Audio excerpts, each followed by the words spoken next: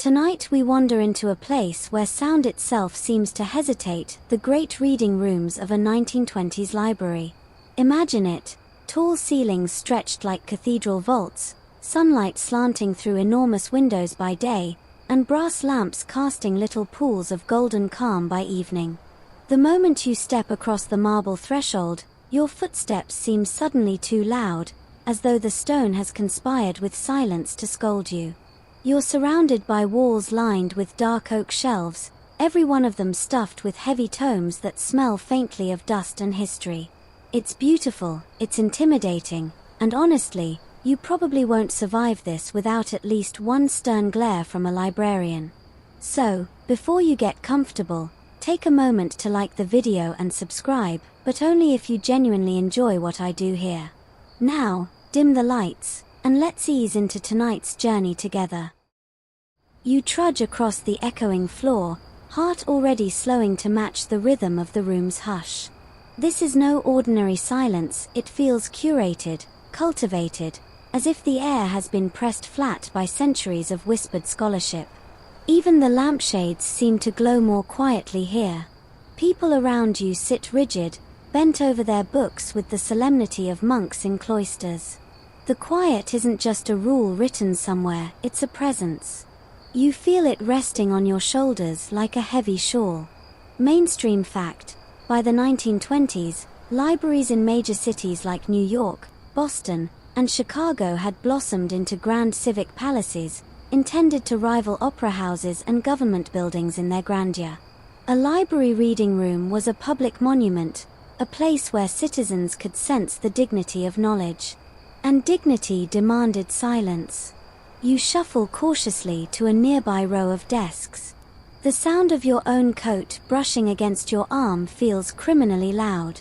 You're not alone in thinking this. Every newcomer in this decade has the same initiation, realizing that the threshold is less a doorway and more like a portal into a monastery where books are the sacred relics.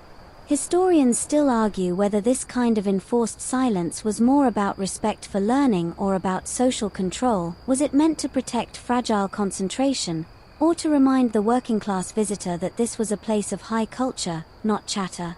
Either way, the effect is immediate. Your tongue feels heavier, your throat hesitates before making a sound. A quirky tidbit: some libraries in the 1920s actually employed what were jokingly called silence monitors, staff whose only task was to wander the aisles and glare at anyone who even breathed too theatrically. Imagine being paid to weaponize side-eye. And oh, they were good at it. The snap of their shoes on marble would freeze any whisper mid-syllable. As you lower yourself into a chair, you notice how the silence has a texture. Pages turning sound like gentle sails catching wind. Pencils scratch as if they're carving history directly into the air. Even the occasional cough, stifled, throat pinched, apologetic, resonates like a cannon blast.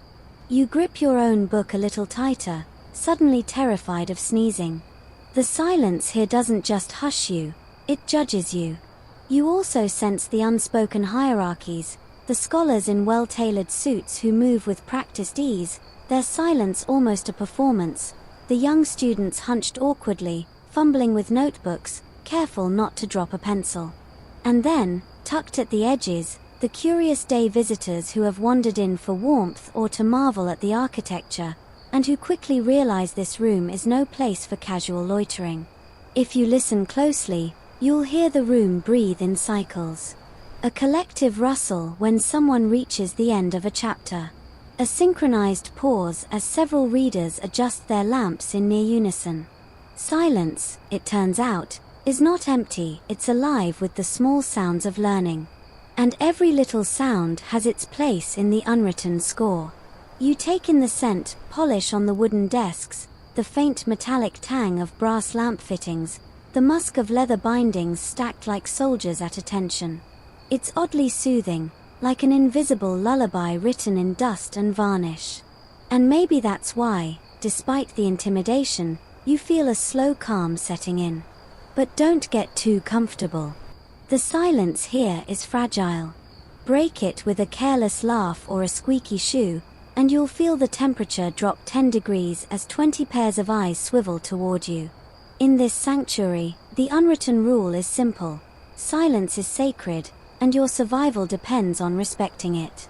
So, you sit, you breathe more quietly than you ever thought possible, and you begin to let the silence seep into your bones. You'll need it, because every step in this place, from where you hang your coat to how you hold your pencil, will be governed by rules no one has ever written down, yet everyone seems to know. You've barely gotten used to the heavy silence when another rule asserts itself: what you do with your coat, hat, and gloves. It turns out, in this 1920s reading room, your outerwear is not just fabric, it's a declaration. You can't simply plop it on the back of your chair or, heaven forbid, spread it across the desk like you own the place. No, the cloakroom exists for a reason, and if you ignore it, you'll feel the prickly stares of patrons who treat decorum as sacred as scripture.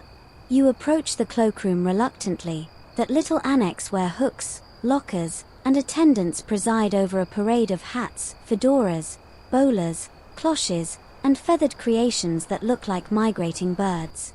You notice how every visitor leaves their winter bulk behind, emerging lighter, sleeker, somehow more scholarly. There's an unspoken ritual here. You shed the noise and grime of the city, the smoke and soot clinging to your coat, so you can enter the reading room purified, reborn as a reader. Mainstream fact: the 1920s were peak years for fashion accessories.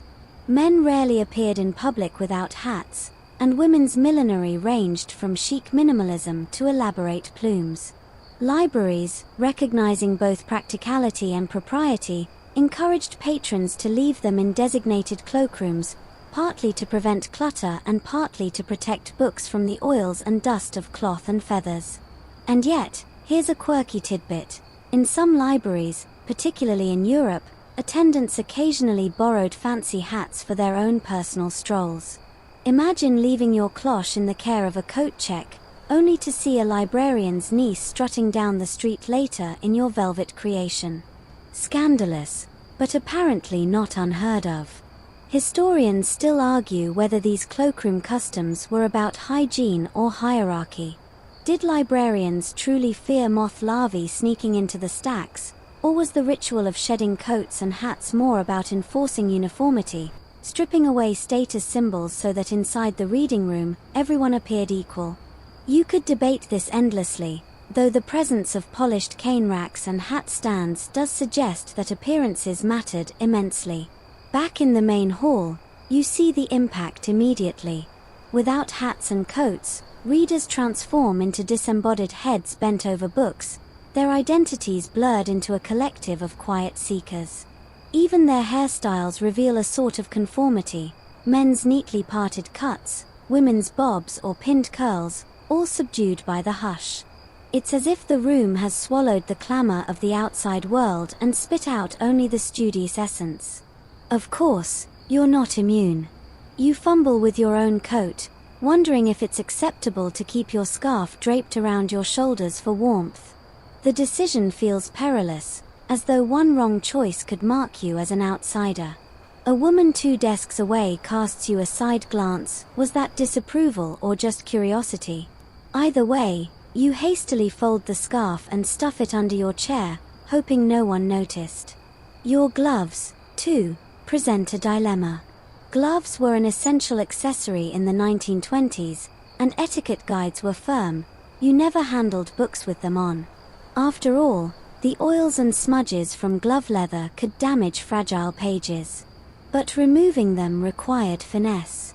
Drop one to the floor, and the sharp slap would echo through the room like a pistol shot. You quickly realize that every garment you shed is a test of quiet dexterity. As you watch others, you begin to see the artistry. A gentleman slides his gloves into his breast pocket with practiced ease, as though he's rehearsed the gesture 100 times. A student in a threadbare coat carefully folds it into thirds before sliding it beneath the bench, minimizing its footprint. The library demands not only silence, but compactness. You and your belongings must take up no more space than necessary. But here's the unspoken joke: While coats and hats vanish into the cloakroom, umbrellas often sneak in. And when it rains, the reading room becomes a forest of damp, dripping canes leaned against chairs. You spot one now, its tip leaving a wet mark on the marble. A librarian swoops in, towel in hand, muttering about mildew. Even in silence, the war against moisture is eternal. You begin to feel lighter without your coat, almost as if you've shed not just fabric but part of the outside world's weight. The rules, odd as they are, start to make sense. This is a curated environment, a temple of knowledge, and every object, even a scarf, has the power to disturb its balance. Still, a whisper of rebellion stirs in you. Would anyone truly notice if you kept your hat on, tilted at a rakish angle, just to stand out? Probably. In fact, they'd notice so hard your descendants might still feel the disapproval. So you play along, stripped down to the bare essentials, blending into the silent congregation of readers. The cloakroom has done its work. You are now an initiate, lighter, quieter, and just a little more vulnerable. And as you tiptoe back into the Great Hall, you realize the real challenge is only beginning, because now you must face the question of where, exactly, you're allowed to sit. Now comes the trial of the chair. You wouldn't think a simple seat could carry so much weight, but in this 1920s reading room, your choice of where to plant yourself speaks louder than words you're not even allowed to utter. Desks and chairs are arranged in long rows beneath the high ceiling, polished to a sheen that makes every scrape audible. But don't be fooled, each spot is claimed by a web of invisible rules, and sitting down is less about comfort than about social choreography. You hover by one desk, pretending to scan the titles on its surface while secretly assessing whether it's yours. If you're unlucky enough to sit too close to someone, you risk breaking the sacred buffer zone, no elbows within striking distance, no breathing that brushes the air of another patron. Too far toward the center, and you might end up beneath the direct glare of the librarian's gaze, where fidgeting is monitored like a crime. Too close to the edges, and you risk being labeled a loiterer, someone not committed enough to the scholarly ritual. Mainstream fact: in the early 20th century, many libraries deliberately designed their reading rooms with communal tables to encourage discipline and discourage idleness. The architecture itself was moralizing. Single study carrels, those little private booths, were rare in civic libraries until later.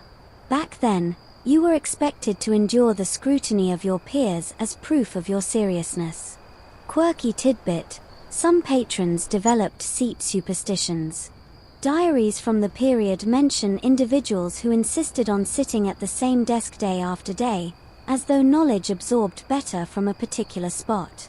One man in Chicago was so attached to his chair that when the library reupholstered it, he claimed the new fabric ruined his concentration and refused to return. Imagine losing your lifelong focus to a tragic change in chair stuffing. Historians still argue whether these seat choices reflected social class as much as preference. Did working-class visitors cling to the corners out of modesty, while wealthier scholars planted themselves confidently in central rows? Or did it simply boil down to habit and superstition? No one agrees, though the patterns are easy to spot once you watch long enough. You finally slip into a chair, carefully pulling it out without a squeak, a skill that feels like a minor miracle. The wooden seat creaks faintly as you settle, and you freeze, half expecting a chorus of glares. None comes, though the man across from you lifts his eyes for a fraction of a second, just enough to remind you that you're being watched. The table feels like shared territory marked by invisible chalk lines. Your book goes here, your notepad there. Spread your elbows too wide, and you're trespassing. Shuffle your papers too often, and you're the noisy neighbor everyone regrets. The funny thing is, no one tells you these rules, you simply feel them in the tightening of shoulders, the side glances, the pointed adjustments of someone else's belongings. You notice patterns quickly. Older gentlemen often dominate the middle seats, where the lamps burn brightest, as if the spotlight validates their authority. Students hover near the ends, close to escape routes should nerves or boredom win. Women, especially those new to higher education, often cluster together, creating little islands of solidarity in a sea of dark suits. You can almost read the sociology of the decade in the map of where people sit. Of course, there are the bold few who ignore these unwritten rules altogether. A man in a loud tie, well, loud for 1920s standards, which means maybe a pattern slightly more exciting than beige, sprawls across his table with books stacked like fortresses, encroaching on everyone within 3 feet. You can sense the resentment vibrating toward him, but no one dares speak. Passive-aggressive throat clears are the only weapons available here. The seat you've chosen happens to wobble slightly. You shift your weight, trying to test its limits without producing a squeak, but the chair protests with every move. Congratulations, you've chosen one of the cursed chairs, the ones that punish their occupant with endless paranoia. You picture some poor soul in the past deliberately loosening its joints, condemning future sitters to an eternal fidgety purgatory. But there's a strange comfort in the ritual. By simply occupying a chair according to its unwritten script, you feel inducted into a larger tradition. Millions before you have endured the same squeaks, the same side eye, the same careful negotiations of personal space. The chairs themselves are relics, scarred by decades of elbows and ink blots, silent witnesses to countless whispered rebellions. A librarian glides by, her shoes muffled on the rug runners between rows. She scans the tables with hawk-like efficiency, her eyes flicking from one chair to the next. In her gaze, you sense the full force of the unwritten law. Your seat is not just wood and polish, it's a performance space. How you sit, how still you remain, how much space you consume, all of it is part of the etiquette. And so you sit straighter, tuck your papers neatly, and pull your elbows in. The chair accepts you, at least for now. You're one step deeper into the labyrinth of rules, but don't celebrate yet. Claiming a seat is only the beginning. The real test will come when you try to claim the desk itself. Your chair may have welcomed you, though only grudgingly, but now you must contend with the territory spread before you, the desk. The polished oak slab seems harmless, yet it conceals a battleground of etiquette. In the 1920s library reading room, a desk is not merely furniture, it's a personal dominion governed by invisible boundaries. Place one item too far, and you risk a silent war fought entirely with paper shuffles and dagger-like glances. You set your book down gingerly, aware that every thud echoes. Then comes your notebook, positioned just so, with pencil parallel to the edge of the desk. Congratulations, you've just established your claim. The space you occupy announces itself to those around you. But careful, expand too boldly and your desk becomes a colonial conquest, inviting resistance. Mainstream fact: library reading desks of this era were often fitted with brass lamps bolted to their surfaces, casting circles of golden light. These lamps acted as natural dividers, little territories carved out in gleaming halos. Each pool of light became a kind of scholarly moat, and stepping outside your circle meant intruding on someone else's fiefdom. A quirky tidbit: some patrons went to absurd lengths to mark their desk territory. Notes from librarians of the period mention students who stacked dictionaries like barricades, creating paper forts. One eccentric regular even arranged pencils in parallel lines like boundary stakes. No one confronted him directly, but rumor had it that others secretly moved his pencils when he went to the cloakroom, just to drive him mad.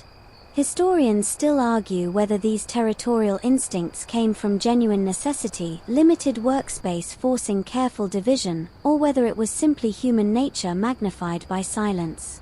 Did the architecture encourage cooperation, or did it sharpen competition over scarce resources? No consensus exists, though your anxious shifting of notebooks suggests the latter. You quickly realize that even the angle of your book matters. Tilt it too far, and the page reflects your lamp's glare into your neighbor's eyes. Push it forward too much, and you creep into the no man's land of shared table space. Retract it too close, and you risk looking timid, as though you don't deserve the room. Desk etiquette is theater. Every placement tells a story. Across from you, a young woman opens her purse, small, neat, with a clasp that clicks far louder than it should. She removes a tiny notepad and places it squarely inside her lamp's circle of light. Then she folds her hands, poised, as if daring anyone to question her presence. It's a subtle performance of legitimacy. She may not command a pile of law books, but her neat rectangle of space says, "I belong." You glance to your left and spot a man who clearly missed the memo. His papers sprawl across the desk like spilled laundry. A pen rolls dangerously close to your territory line, and you feel the instinctive urge to push it back with the eraser end of your pencil. But you don't. That would be open conflict. Instead, you retreat slightly, hoping he notices the imbalance. He doesn't. Congratulations, you've just become a silent victim of desk imperialism. The funny thing is, everyone's aware of these rules without admitting it. No handbook ever said, "Keep to your lamp." No librarian posted a sign about shared elbow limits. And yet the air is charged with the tension of people defending invisible borders. It's the most polite form of warfare, scholarly trench lines drawn with fountain pens. You also learn the ritual of withdrawal. When someone stands, they must clear their space with efficiency, erasing every trace of their presence. A forgotten paper scrap would feel like a ghost haunting the desk, an offense against the next occupant. You watch as a bespectacled man tucks his pen into its case with surgical precision, aligns his books into a neat stack, then vanishes into the cloakroom. Within seconds, another patron swoops in, claiming the lamplit circle like a victorious general. And oh, the librarians notice. From their perch at the reference desk, they scan the rows like overseers. Their eyes track not just noise but territory. Spread too wide, and you may find a shadow falling across your papers, a librarian gently reminding you, with nothing more than a presence, to rein in your sprawl. The desk, in short, is a stage where every patron rehearses the same play. Be orderly, be contained, take up exactly enough space to prove you belong, but never so much that you provoke. It's exhausting, really. You find yourself adjusting your notebook again and again, not because it needs adjusting, but because adjusting signals awareness, restraint, respect. And yet, despite the constant vigilance, there's comfort in the ritual. The desk becomes not just wood and brass, but a little kingdom, a sanctuary within the larger silence. Within your lamp's circle, the rest of the room fades. For a moment, you almost forget the rules pressing in from every side. Almost. Until your neighbor sighs loudly, shuffles his papers wider, and nudges the invisible border once again. The war for inches continues. Welcome to the silent battlefield of the desk. Now that you've secured your chair and marked your desk's invisible borders, you confront one of the strangest paradoxes of the 1920s reading room: whispering. Officially, it's forbidden. Every library notice, every librarian's raised eyebrow, every cough disguised as a gunshot says the same thing: silence is law. And yet, you can't help but notice little islands of murmuring voices. A couple of students lean close, exchanging notes in voices pitched so low they sound like bees trapped in jars. A gentleman in spectacles murmurs to the librarian at the reference desk, his words slipping under the silence like contraband. The paradox is clear: whispering is banned, and whispering is everywhere.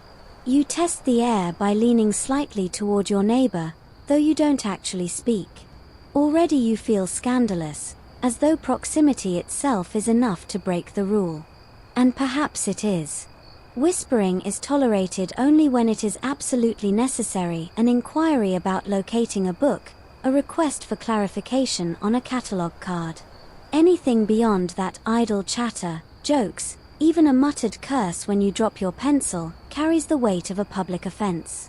Mainstream fact: By the 1920s, libraries had embraced the idea of the open stack, allowing patrons in some cities to browse shelves themselves rather than requesting titles from staff. This development increased the temptation to talk. Friends could wander the stacks together, return with arms full of books, and naturally want to share discoveries. Yet once they returned to the reading room, the old culture of silence clamped down again, creating constant friction between the desire for collaboration and the demand for hush.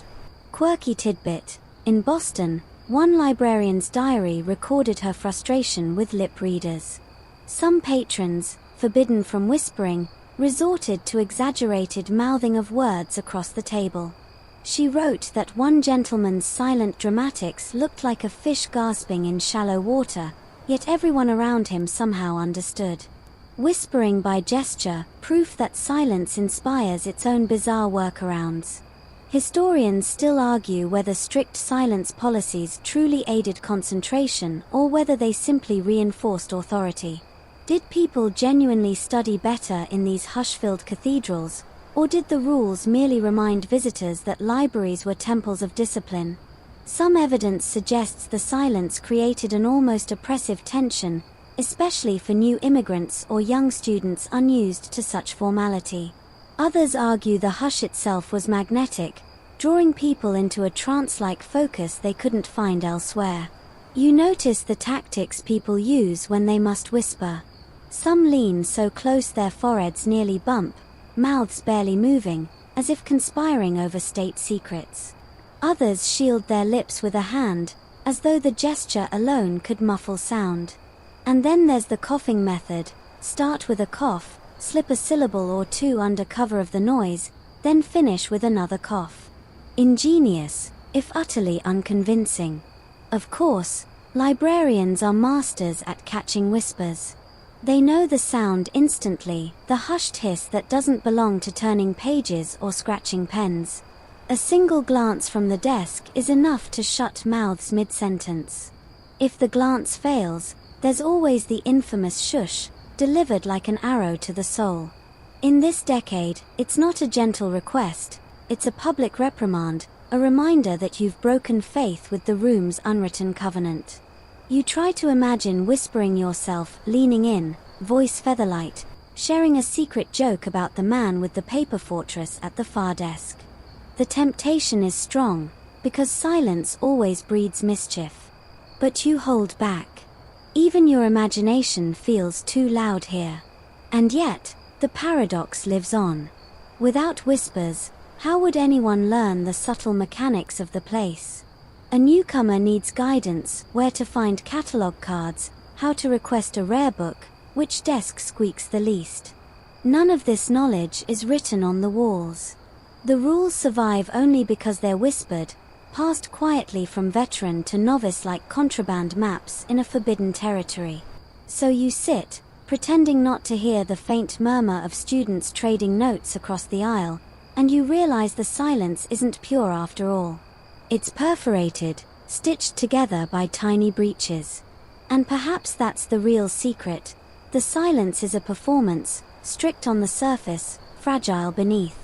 Everyone breaks it, just a little, just enough, while pretending they never would.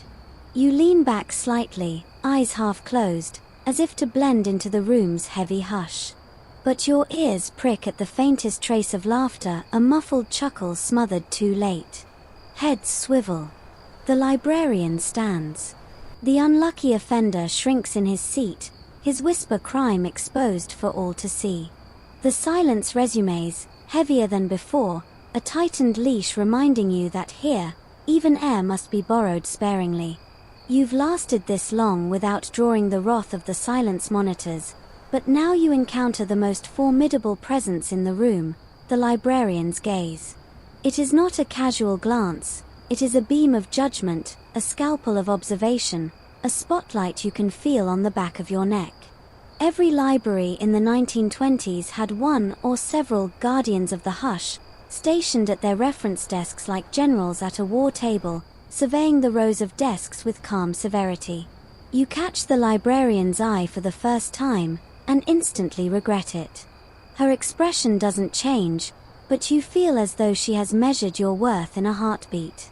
Did your pencil scratch too loudly? Did you slouch too close to the desk? Did your book tilt into your neighbor's lamp circle? You'll never know, because the gaze doesn't explain, it only judges. Mainstream fact: the profession of librarianship in the 1920s was heavily feminized. Women dominated reading rooms, reference desks, and catalog halls. The stereotype of the stern lady librarian was already established, complete with pince-nez spectacles and a withering frown. But in reality, many of these women were highly educated, fluent in multiple languages, and capable of navigating both the Dewey Decimal System and the tricky politics of public space management. Quirky tidbit: some librarians cultivated a reputation so terrifying that regular patrons developed survival strategies. At the New York Public Library, one famously strict librarian was said to have perfect hearing, capable of detecting a whisper from 50 feet. Rumor had it she trained her ears by practicing with a stethoscope in the stacks. Probably exaggerated, but the myth alone was enough to keep voices in check. Historians still argue whether the librarian's authority was respected or resented.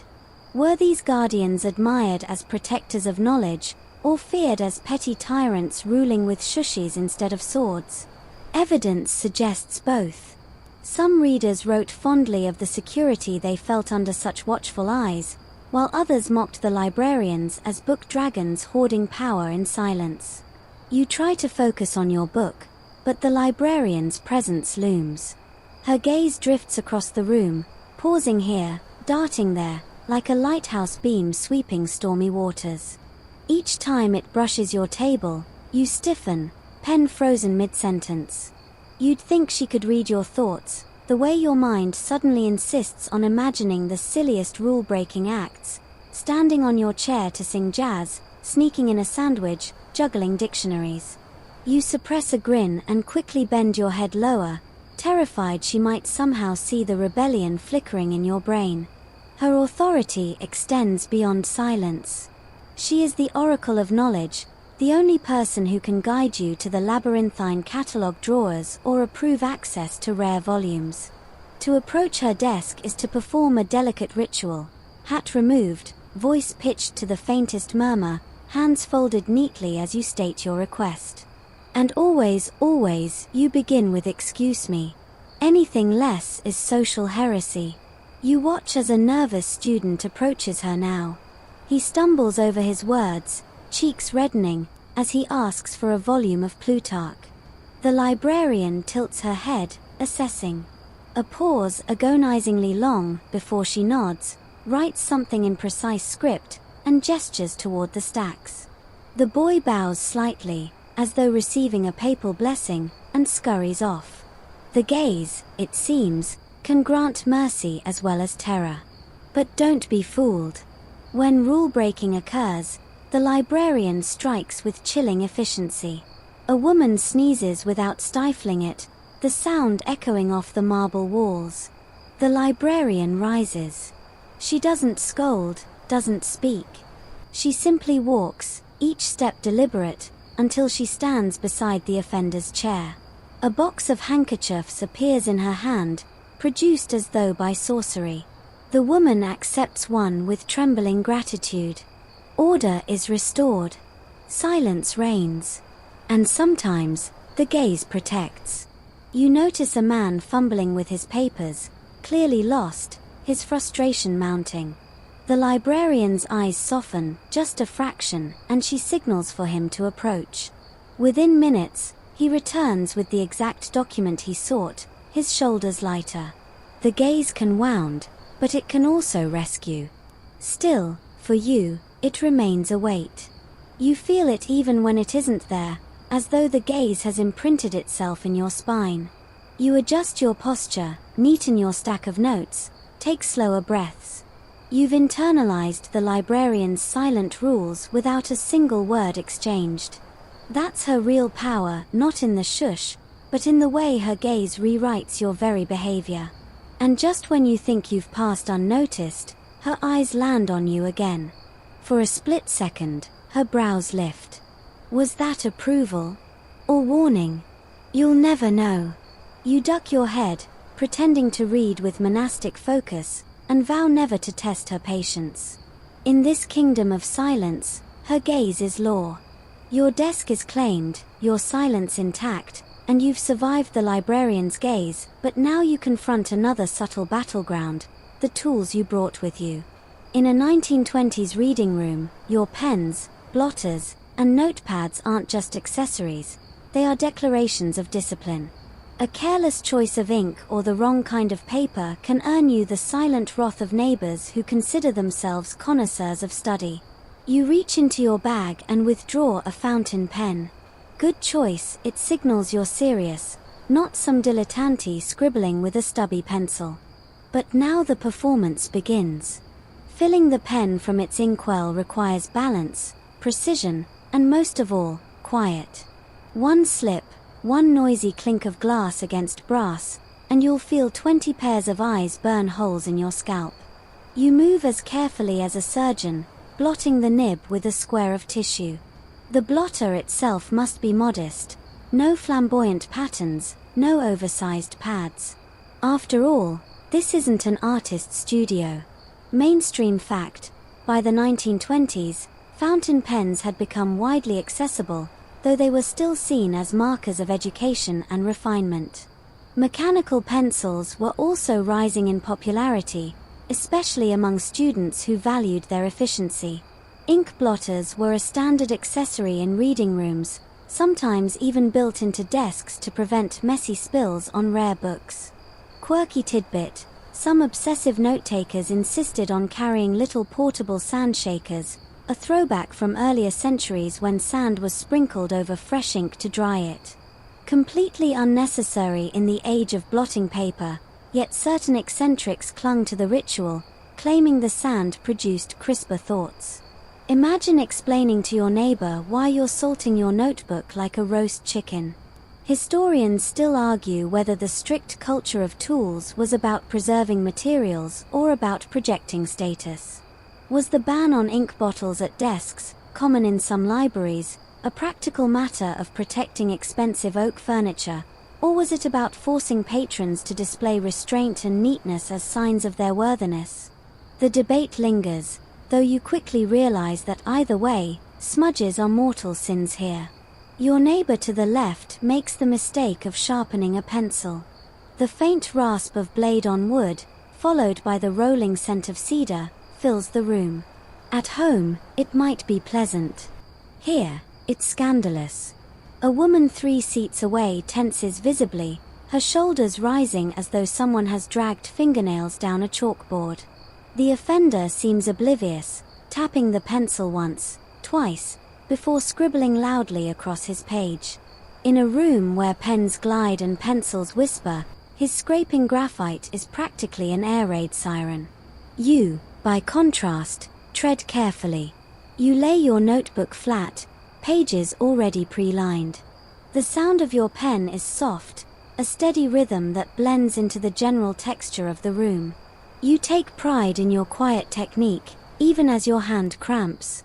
After all, no one remembers the man who wrote beautifully, but everyone remembers the one who spilled ink on the mahogany. Tools are also an extension of personal identity. The wealthy scholar beside you opens a leather-bound notebook, embossed with gold initials, each page thick enough to withstand a flood. The student across the aisle scrawls on cheap newsprint, corners curling under the lamp's heat. Both signal something about their place in society, and both are tolerated so long as they handle their tools with reverence. It's not what you own, but how quietly you wield it. And then comes the temptation to doodle. Perhaps you feel the urge to sketch the grand chandelier above, or caricature the librarian's hawk-like stare. Resist it. If caught, you'd be judged not just as frivolous, but as a vandal misusing sacred space. The tools here exist only for solemn study, not for idle art. Even your eraser, small and discreet, must erase silently, producing no shavings that scatter across the polished desk. At some point, You risk the great danger, spilling ink. A man 2 rows over does exactly that, his inkwell tipping like a drunken sailor. Black liquid pools instantly, seeping toward the edge. His hands scramble with blotting paper, desperate to contain the flood. The librarian descends within seconds, a white cloth appearing as if from thin air. The silence thickens into judgment. Though the mess is mopped, the man is stained, figuratively and literally. He gathers his things and leaves, his shame lingering in the air like smoke. You silently vow to hold your pen tighter. Tools, you realize, are tests. They are extensions of the library's discipline. Use them well, and you blend seamlessly into the scholarly orchestra of turning pages and scratching nibs. Use them poorly, and you're remembered not as a seeker of knowledge, but as a cautionary tale whispered in hushed tones for decades. You straighten your notebook, cap your pen, and take a slow, quiet breath. One more rule mastered, or at least survived. But don't relax yet. Your stomach is starting to growl, and here in the reading room, hunger itself becomes another kind of forbidden noise. Your pen is capped, your notes neatly aligned, and your tools packed back into a perfectly silent corner of your desk. But now a new opponent emerges, one that isn't found in any rulebook yet gnaws at you mercilessly: hunger. The library reading room of the 1920s is a foodless cathedral. Not a crumb, not a drop, not even the faintest whiff of peppermint is tolerated. And yet, as the hours tick on, your stomach dares to speak louder than you do. The temptation is everywhere precisely because it is forbidden.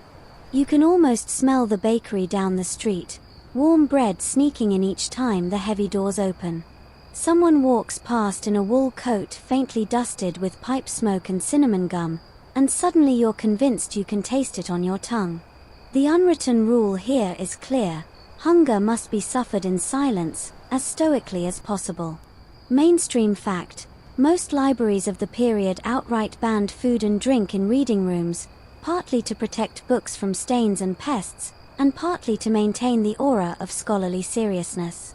Even water was often forbidden, lest a careless drinker spill on an irreplaceable folio. Quirky tidbit: there are stories of readers sneaking sugar cubes into their coat pockets, discreetly letting them dissolve under their tongues while pretending to be deep in study.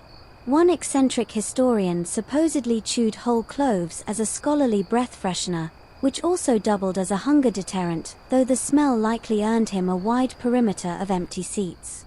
Historians still argue whether the food bans were about genuine preservation or about control. After all, pests could be managed, but controlling bodies, their cravings, their noises, their smells, was a subtler way of enforcing hierarchy. Was hunger discipline a practical rule, or was it moral theater? You shift in your chair and hear it. Your stomach growls audibly. It echoes off the vaulted ceiling like a misplaced trumpet. A man 2 seats away glances up, not with sympathy but with the cool detachment of someone silently declaring, "Rookie." You cough lightly, trying to disguise the sound, but the room has already filed it under infractions. Someone else is braver, or hungrier. A young woman carefully unfolds a handkerchief, and within it hides a contraband apple. She slices off silent bites with a penknife, chewing as discreetly as possible. But the crisp snap of the fruit's flesh gives her away. A ripple of disapproval spreads through the room. She blushes, packs it away, and pretends to reread the same sentence over and over, as though the apple were never there. And yet, even without food, this place is full of flavors. The ink itself has a metallic tang you can almost smell when you lean too close. Old leather bindings release a warm, musty note that some swear is comforting, like pipe tobacco left too long in a pouch. A new arrival brings in cold air scented faintly of horse manure from the street outside, and oddly, it sharpens your focus. Hunger merges with these sensory scraps, feeding your imagination if not your body. You wonder what a librarian might do if someone were caught smuggling in a sandwich. Perhaps confiscation. perhaps ejection, but more likely, a withering look so intense it would make you wish for either of the former. Silent judgment is the sharpest weapon here. Still, humans are endlessly inventive. Some regulars tuck peppermints into dictionaries, unwrapping them under the cover of rustling pages. Others sneak coffee in thermoses disguised as ink bottles, though a single slosh would betray them instantly. And then there's the whispered tale of a professor who once brought in a hip flask, claiming it was for medicinal purposes. Let's just say his notes that day were unusually wobbly. Your hunger sharpens into a kind of meditation. You lean back, eyes skimming the ceiling's ornate moldings, and imagine the smell of roasted chestnuts from the vendors outside. The ache in your stomach turns into a rhythm, reminding you that you are alive, even in this tomb of silence. It is part of the test, part of the ritual, part of why you will remember this day long after the details of your research fade. At last, the clock strikes the hour, and you know you'll be released soon enough. For now, you sit straighter, pressing your belly inward as though to muffle its protests, and pretend to savor nothing but the taste of ink, dust, and discipline. You've learned another rule: hunger may be unwelcome here, but it's a companion you must make peace with. Your stomach may still be rumbling, but you notice something subtler than hunger shaping the room. Where people sit isn't just about space or light, it's about gender. In the 1920s, reading rooms were not explicitly divided by law, yet invisible lines guided where men and women belonged. You see it as clearly as the rows of desks, men clustered near windows, women gathered at side tables, each group performing silence in slightly different registers. For you, the awareness is unavoidable. If you sit too close to a woman, eyebrows might rise; too far, and it looks deliberate. The unwritten rules arrange bodies in a delicate choreography. Couples rarely sit together unless married, and even then, the library's atmosphere seems to push them apart, as if to remind everyone that this is a temple of learning, not a courting ground. Mainstream fact: in many major libraries of the 1920s, women had only recently been granted broader access to reading rooms. Before that, some institutions restricted them to ladies' rooms, separate and often smaller, under the assumption that women required different accommodations for study. Quirky tidbit: at the New York Public Library, there were reports of women deliberately sitting near electrical outlets, not for lamps, but to plug in the newfangled curling irons they carried in discreet cases. Imagine the audacity, touching up your waves under the solemn gaze of marble lions and scholars. Historians still argue whether the mixing of genders in reading rooms advanced equality or reinforced division. Did shared silence foster mutual respect, or did it merely highlight the careful monitoring of women's presence in male-dominated spaces? The debate lingers, just like the charged hush that follows a stolen glance across the room. A young man in a tweed suit glances over at a woman in a cloche hat. She pretends to be absorbed in her book, but you catch the tiniest twitch of a smile. Nothing happens, nothing can happen, but in this silent arena, even a flicker of recognition feels like rebellion. You realize the reading room is not free from drama, it simply stages it in micro-expressions instead of words. You shuffle your notes and notice the contrast. Men tend to sprawl slightly, elbows spread, as if each desk is a personal kingdom. Women, meanwhile, gather themselves compactly, bags tucked neatly, movements small and efficient. Both styles are adaptive strategies, ways of navigating scrutiny without breaking the rules. Occasionally, someone pushes the boundary. A man coughs politely before asking a woman for a page reference, his voice so soft it's almost imaginary. The librarian's head jerks up, eyes narrowing. Was that a scholarly exchange or something more frivolous? The tension hangs until silence reclaims its throne. There's also the unspoken suspicion that too much cross-gender communication is frivolity disguised as research. A rumor drifts through the reading room. A pair of students were once caught passing love notes between encyclopedias. The punishment? public admonishment and a warning that the pursuit of knowledge should not be confused with the pursuit of romance. You smile, imagining the melodrama of it, but also note how fear of exposure kept others in line. At the far end of the hall, a row of elderly women sits together, knitting not scarves but silence itself. They turn pages in perfect unison, almost like a choir. They've learned that presence is a kind of armor. In a sense, they guard each other, proof that gender rules may limit, but they also generate quiet solidarities. And yet, even with all these boundaries, something undeniable hums beneath the stillness. A glance, a tilt of the head, a half-suppressed laugh, these tiny gestures say what voices cannot. You catch yourself looking up more often than you should, not for books, but for people. And when you finally force your gaze back down, you realize the unwritten rules are working exactly as intended, regulating even your impulses, corralling even your curiosity. The lamps glow steadily, but now you notice how different the light falls. It gilds one side of the room, leaving the other in cooler shadows. Gendered seating has unwittingly divided people into sunlit scholars and twilight thinkers. Perhaps that's symbolic, or perhaps it's just the architect's oversight. Either way, you feel it pressing in. Who sits where shapes what kind of reader they become.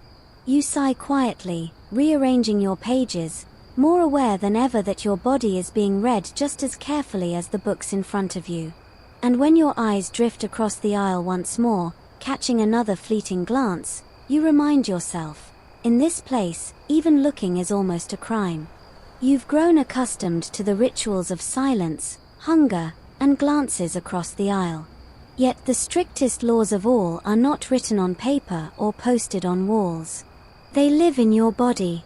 Every shuffle of your shoes, every tilt of your chair, every twitch of your fingers is judged here. The reading room teaches you quickly. Body language is as loud as shouting. You cross your legs under the desk, and the chair creaks. Heads turn.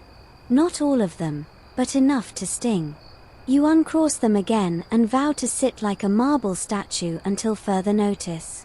The room seems to amplify even the smallest motions, as though the architecture itself has conspired against human restlessness. Mainstream fact: contemporary etiquette manuals of the 1920s often advised readers and students to compose themselves properly in libraries, sitting upright, feet flat, and hands visible on the desk. Slouching was seen not just as impolite but as morally suspect, a sign of weak discipline. Quirky tidbit: some patrons reportedly developed elaborate systems of coded coughs to communicate, 2 quick coughs to signal I need the dictionary, 1 long throat clear for I'm bored, let's leave soon. Of course, the librarians despised this cough language and treated it as a deliberate act of rebellion. Historians still argue whether these strictures on posture and movement were designed to maximize concentration or to turn libraries into stages of social performance. Was the upright body truly about focus, or was it about proving you belonged in this temple of scholarship? You glance around and notice the variations. A wealthy scholar, with his gold watch chain glinting, sits perfectly still, shoulders back, spine erect, like an advertisement for good breeding. Across from him, a student squirms, scratching at his collar, bouncing his knee under the table. The librarian's head twitches at the movement, as though detecting vibrations through the floorboards. Then there's the soundscape of minor sins. A throat cleared too loudly. A shoe dragged across stone. A chair pushed back half an inch too forcefully. Each sound is an interruption, a reminder that the human body is imperfectly suited for this ritual of enforced stillness. And yet, those around you enforce the rules with glares sharp enough to pin butterflies. You test the waters by adjusting your elbows on the desk. Do they extend past the invisible border into your neighbor's space? Just slightly. You retract them immediately, as though burned. Space here is a sacred commodity, and bodies are trained to shrink to fit it. A man nearby sneezes suddenly, violently. The room convulses in shock, then freezes. He whispers "excuse me" into the air, but no one replies. His offense wasn't the sneeze itself, it was the reminder that bodies are unpredictable, leaky things, and the reading room despises that truth. Sometimes, though, these rules are softened by small acts of empathy. A woman offers a handkerchief to the sneezer, sliding it across the desk without a word.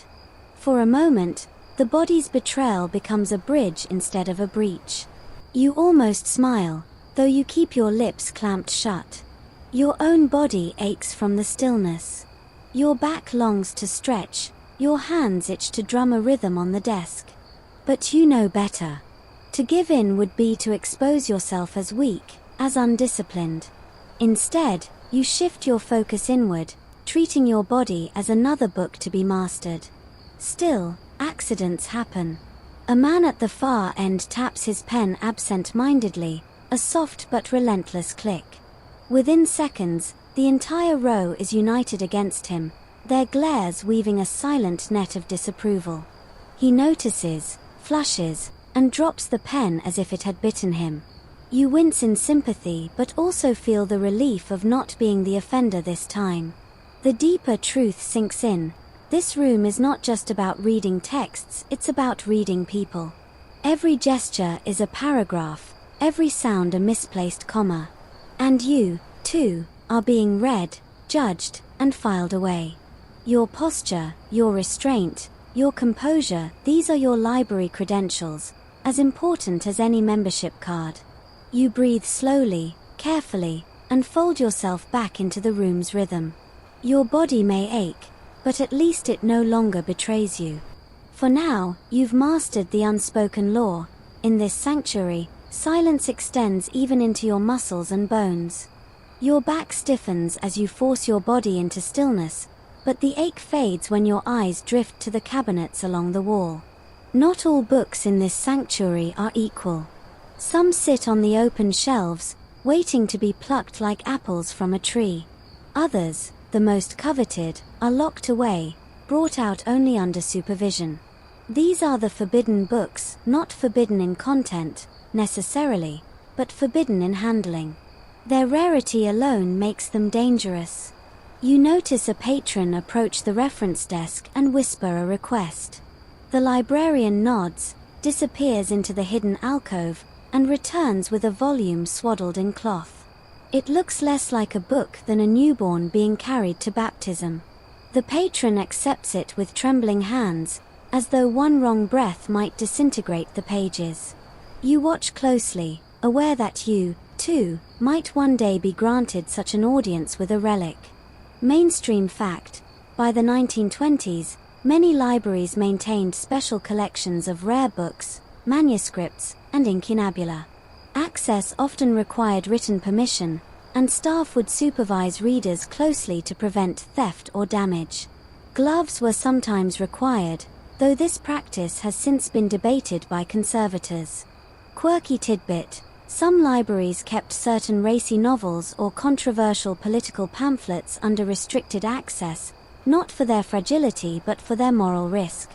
Imagine requesting a copy of a scandalous French romance, only to be treated with the same suspicion as someone handling a 15th century Bible.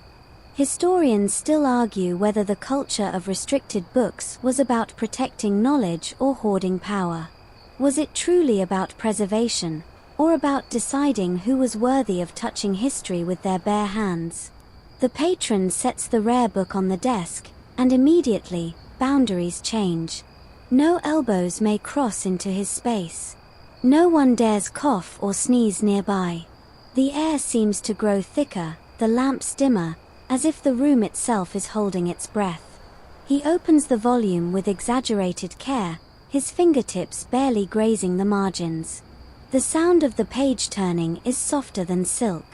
You recall tales of disasters: the scholar who sneezed onto a medieval manuscript, leaving a permanent blot in the parchment; the student who accidentally tore a page when her bracelet snagged on the edge; the thief who tried to cut out illustrations with a razor, only to be caught when he couldn't hide the rustle of mutilated paper. Each story circulates like a ghost story, warning newcomers of what not to do. For you, The forbidden book becomes a kind of theater. Everyone nearby is an audience, united in awe and anxiety. Even those pretending not to look steal glances, unable to resist the aura of something so fragile and rare. You imagine what it must feel like, the weight of centuries in your hands, the smell of vellum or ink older than the building itself. Perhaps you'd tremble too, not from fear of librarians, but from the hum of history itself. Then there's the temptation of forbidden knowledge. Suppose one of those locked-away texts contained secrets no one else had read in decades. Suppose you discovered a marginal note from some forgotten scholar, or an annotation that contradicted accepted history. The rules forbid you from photographing, copying, or even tracing. But your mind teases at the possibility, knowledge just out of reach, restrained by velvet ropes and stern looks. Occasionally, rebels test the boundaries. A man once tried to sneak a restricted pamphlet into his coat, but the bulge gave him away. Another smuggled graphite shavings to trace illustrations, leaving behind faint grey scars that conservationists still curse today. Their punishments were severe: permanent bans, public shame, even police involvement.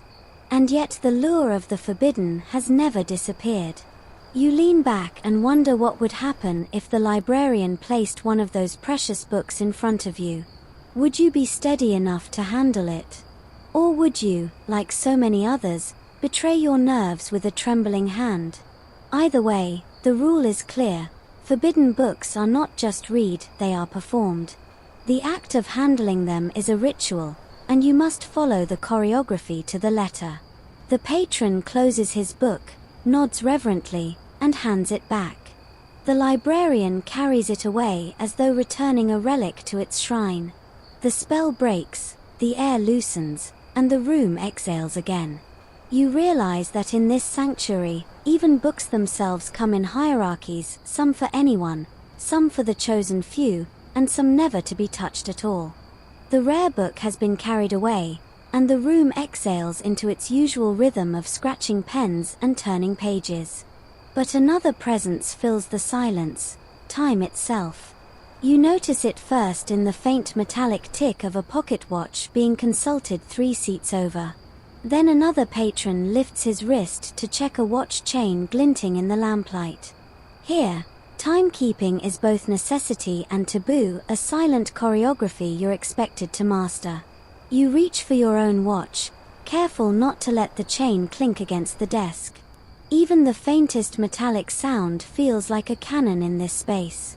You shield the face of the watch with your palm, angling it toward the glow of the reading lamp.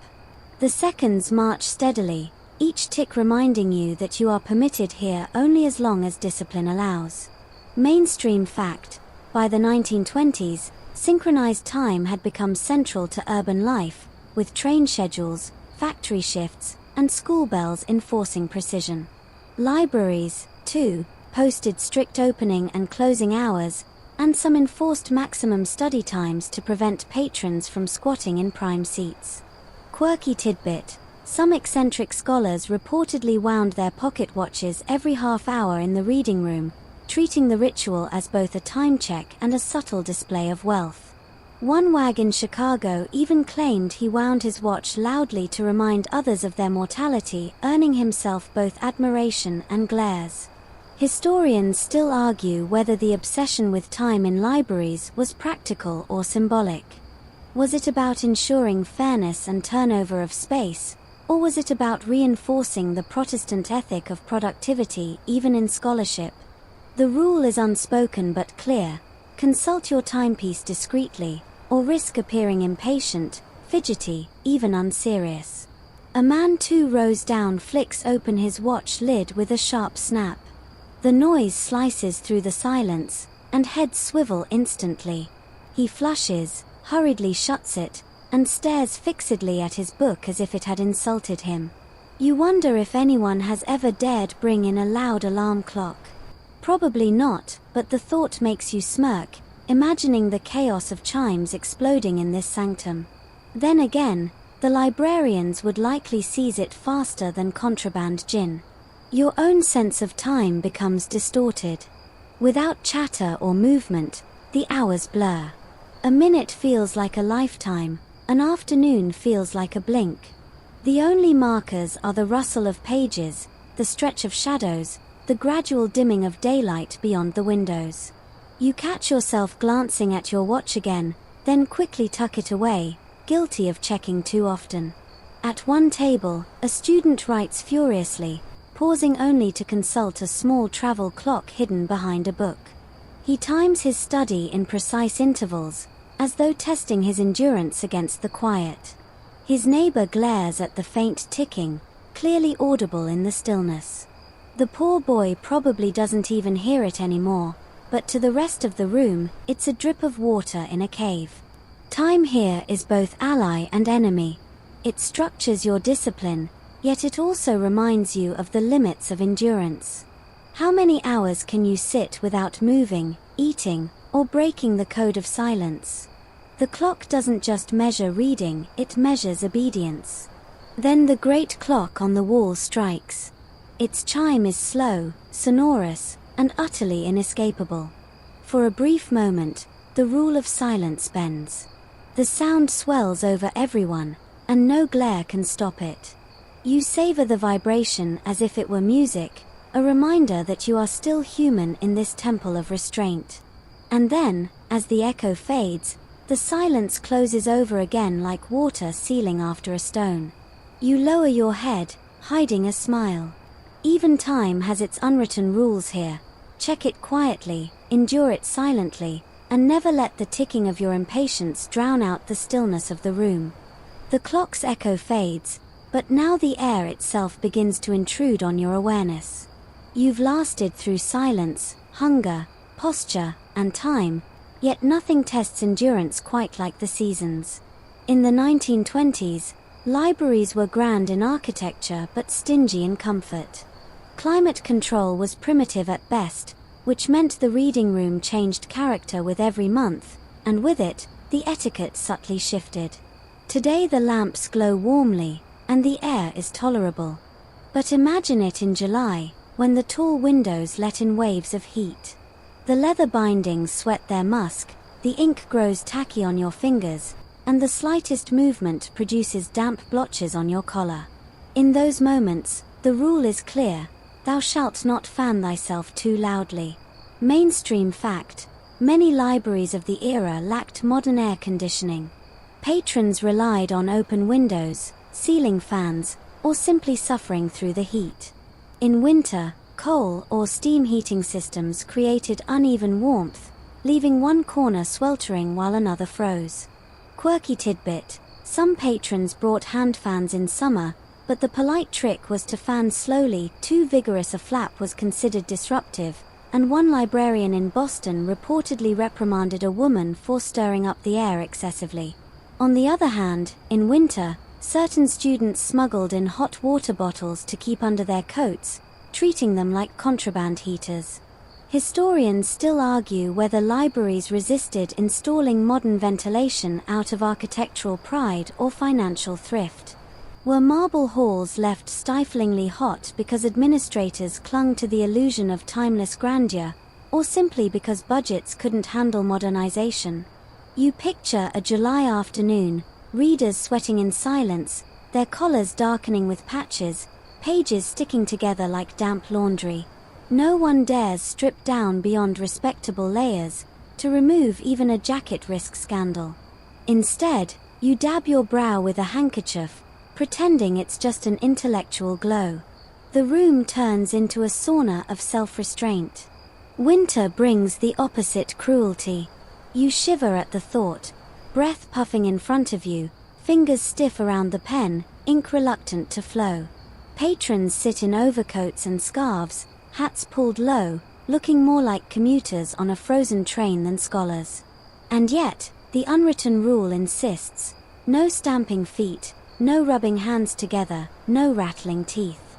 Endure it gracefully, or not at all. You recall the legend of the snow reader, a student in Chicago who once sat with gloves, muff, and ear flaps, scribbling notes while icicles formed on the inside of the windows. He gained a reputation not for scholarship, but for sheer stubbornness, proof that survival itself can be a kind of study. Today, you notice the subtler seasonal rules in action. The woman across from you moves her chair slightly to avoid a shaft of cold light from the window. A man at the far end shrugs off his coat but keeps it draped over the chair, ready for the evening chill. Every adjustment is quiet, measured, permissible only if it doesn't disrupt the sanctity of silence. You shift too, though carefully. Your back aches not only from posture but from the stubborn air pressing against your skin. You learn that the true etiquette of the reading room is adaptation. Whether sweltering or freezing, you must suffer without complaint, blending into the weathered wood and stone. The season is another librarian, disciplining without ever speaking. And yet, there's a strange poetry to it. The room itself becomes a clock beyond hours, its heat and chill marking the passage of the year. You begin to suspect that part of the reading room's aura, its mythology, comes not from books or rules, but from the memory of how it felt to sit here in winter frost or summer haze, body and mind tested together. You straighten once more, watching your breath cloud faintly in the air, or perhaps only imagining it. Either way, the rule is the same: endure, adapt, and let the seasons pass through you as silently as the turning of a page. The seasons shift, the clocks tick, and the rituals of silence continue. But no matter how carefully rules are written or unwritten, there will always be those who break them. Sometimes out of ignorance, sometimes out of defiance, and sometimes simply because the human body refuses to cooperate. In the 1920s reading room, every rebel becomes a cautionary tale. You spot one almost immediately. A man chews gum, slowly at first, then with a faint snap. It's a sound that doesn't belong here, a note of modernity too casual for this solemn chamber. Patrons glare, lips tight, and the librarian raises her head with reptilian precision. The gum vanishes into a napkin with guilty speed, but the offense lingers in the air like smoke. Mainstream fact: by the 1920s, chewing gum was wildly popular in America, marketed as both a breath freshener and a symbol of youthful energy. But in spaces like libraries, it was considered vulgar, an assault on refinement itself. Quirky tidbit: one mischievous student once left a wad of gum beneath a desk, only for it to be discovered months later during a furniture polish. The scandal was whispered about for years, as though the gum were a crime scene artifact rather than a sticky inconvenience. Historians still argue whether these rule breakers revealed cracks in the system or kept it strong. Did every coffer and pen tapper threaten the sanctity of the reading room, or did their small rebellions actually reinforce the collective desire for order, uniting everyone else against them? You remember the pencil tapper from earlier, the way his neighbors united in silent wrath. Today, another offender rises. A man sneezes not once, but 3 times in rapid succession. Each sneeze grows louder, more defiant, until the final one nearly echoes off the ceiling. He mutters sorry, but it is too late. His reputation is sealed as the sneezer, doomed to haunt anecdotes for years. And then there are the whisperers. 2 students lean close, feigning a discussion of research notes. But the tilt of their heads and the faint curl of smiles betray them. The whispers are too rhythmic, too playful, and though their words are inaudible, their intent is not. A cough from a neighbor halts them, but the stain of their rebellion remains. You imagine them leaving, flushed with the thrill of having cheated silence if only for a moment. Of course, some rebels go further. A professor rumored to smoke his pipe in the stacks, insisting that the books like company. A woman who brought in her small dog, claiming it was her study partner. These stories may be exaggerated, perhaps entirely invented, but in retelling them, the reading room reinforces its boundaries. Rebels are remembered not for their work, but for their audacity. You yourself feel the itch of rebellion. A finger drum against the desk, a stretch of your shoulders that lets the chair groan, tiny acts of defiance against the suffocating decorum. But each time, You stop short.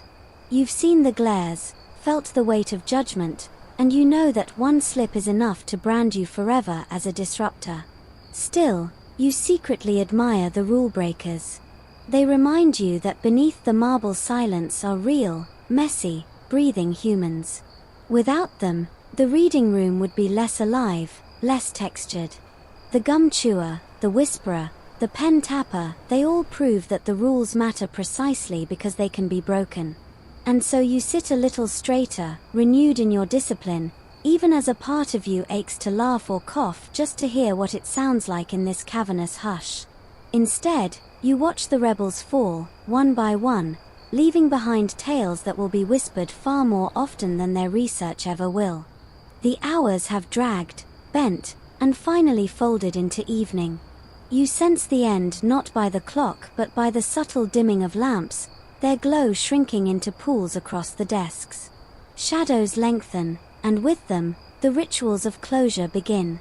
This is not a sudden dismissal but a choreography everyone knows, the unwritten rules of departure. You watch it ripple through the room. A man clears his throat, not in rebellion but as signal, time to pack. A woman gently caps her ink bottle, blotting the last page with a practiced hand. Another gathers his papers, stacking them in neat, squared corners. No one rushes, no one slams a book shut. In the 1920s reading room, leaving is a ceremony. Mainstream fact, most libraries of the period closed their reading rooms promptly at evening bell, often as early as 6 or 7 p.m., so the space could be locked and ventilated overnight. Staff guarded this timing strictly, for electricity and wages cost money. Quirky tidbit, in one New York library, the bell wasn't mechanical but rung by hand with a small brass chime. The same librarian performed the duty for decades, and patrons joked that his was the soundtrack of education ending daily. Historians still argue whether this ritual closing embodied courtesy or control. Was it a way to gently shepherd readers back to the world, or simply a cost-saving device disguised as tradition? You rise too, but slowly, because speed looks desperate. The etiquette demands grace. You slip your chair back without scrape, return any borrowed book to the designated cart rather than the shelf, and smooth the desk as if you were never there. Around you, others do the same. Each gesture is a bow, a thank you, a silent promise that the sanctity of the room will be preserved until tomorrow. The hush now feels different. It is no longer the enforced silence of study but a softer, fading quiet, the exhale after a long-held breath. The lamps dim further, and the librarian's eyes sweep the hall one last time. The message is clear, your time here has ended.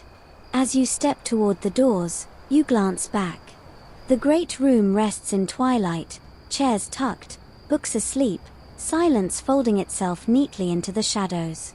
You realize that the unwritten rules were never merely about sound or posture, they were about belonging, about entering a fragile world where human restlessness was tamed into ritual. And though you carry no notes, no citations, you carry something else, the strange weight of having survived the library's unspoken laws.